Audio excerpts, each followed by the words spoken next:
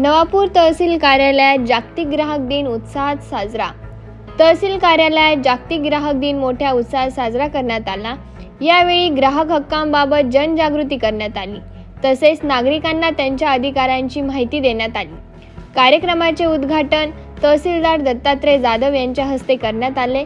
यावेळी उपस्थित तालुका ग्राहक संरक्षण मंचचे अध्यक्ष सुधीर निकम, जिल्हा ग्राहक संरक्षणचे सदस्य मंगेश येवले, मनोज बोरसे, विजय बागुल आदी मान्यवरांनी ग्राहक संरक्षण कायद्याबाबत मार्गदर्शन केले। ग्राहकांच्या तक्रारीचे निवारण, फसवणुकीपासून बचाव तसेच जबाबदार ग्राहक होण्यासाठी आवश्यक बाबींवर सखोल चर्चा करण्यात आली। या प्रसंगी विविध विभागाचे अधिकारी, व्यापारी संघटना, स्वयंसेवी संस्था आणि नागरिक मोठ्या संख्येने उपस्थित होते।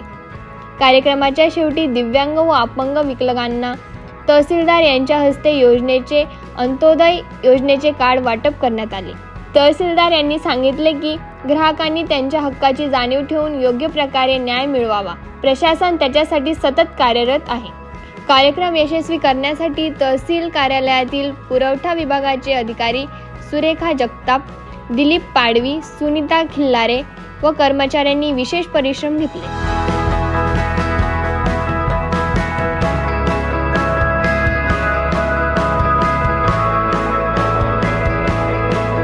येवले साहेब, सर्व सन्माननीय पत्रकार असतील, पदाधिकारी असतील, सर्व दुकानदार, तसेच येवले साहेबांनी सांगितल्याप्रमाणे आपण सर्वच ग्राहक आहोत। मी पण एक ग्राहक आहे, त्यामुळे मी पण माझी तक्रार मांडू शकतो। येवले साहेब नक्कीच आम्ही त्याची दखल घेऊ। तर आज या कार्यक्रमाला आपण सर्व उपस्थित आहात। आपले जागतिक ग्राहक दिन जो आहे तो 24 डिसेंबरला आपण साजरा करतो आणि जागतिक ग्राहक दिन जो आहे तो आपण 15 मार्चला साजरा करत असतो।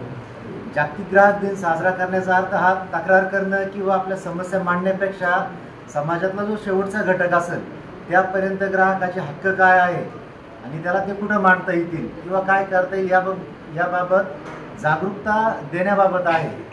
तर सर्वांनी सन्माननीय सदस्य असतील, अध्यक्ष असतील, त्यांनी आपापलं मनोगत व्यक्त केलं आहे। त्यांनी सांगितल्याप्रमाणे जागतिक ग्राहक दिन जो आहे त्याची सुरुवात अमेरिकेपासून झाली आणि भारतात जागतिक ग्राहक दिन जो आहे तो 1983 मध्ये साजरा करण्यास सुरुवात झाली।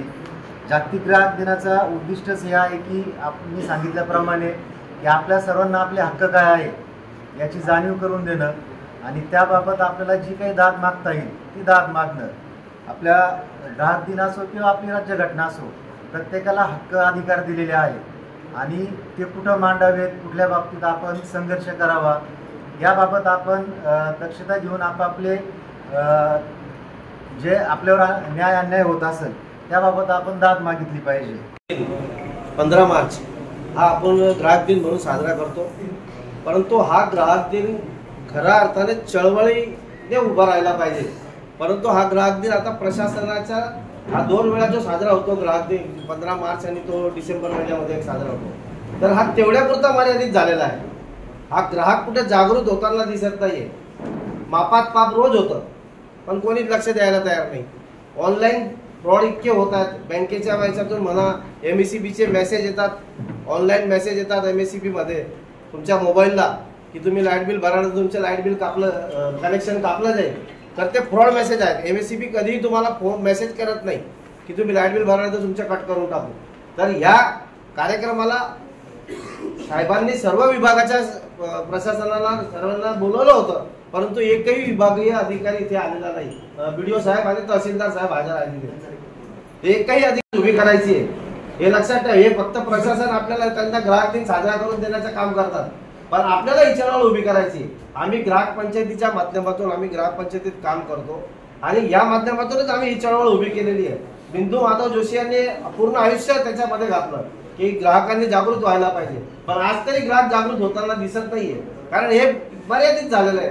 फक्त आपला ग्राहक दिन येतो त्या दिवशी येतात सर्व बिचारे रेशनचे दुकानदार असतील, काही आपले जवळचे असतील, त्यांना बोलून आपण तो साजरा करतो। याच्यात किती ग्राहक आहेत? सर्वच ग्राहक आहेत, परंतु बोलवलेले ग्राहक आहेत, स्वतःहून आलेला एक पण ग्राहक नाही। तर हे कुठे खंत वाटते की कुठेतरी जागृत व्हायला पाहिजे आणि याची चळवळ उभी राहायला पाहिजे।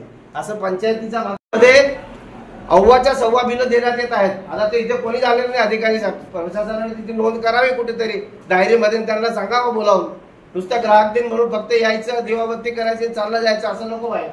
तर माझी प्रशासनाला विनंती राहील की संबंधित विभागाला आजचे मुद्दे हे सुपूर्द करावेत आणि त्यांच्याकडून ते अहवाल मागवावा की या संबंधी काय आहे. तर MSEBीच्या संदर्भात लाईट बिल आता इथे जेवढे बसते सर्वांना लाईट बिल येतं, मीटर रिडिंग न घेता लाईट बिल येतात आणि अव्वाच्या सव्वा येतात. तुम्ही 2 वेळा 3 वेळा कंप्लेंट करायला गेले तर मौखिक दिलं का तुम्हाला परत करतात, लेखी स्वरूपात द्या. लेखी स्वरूपात दिल्यानंतर 2 महिने फिरवतात.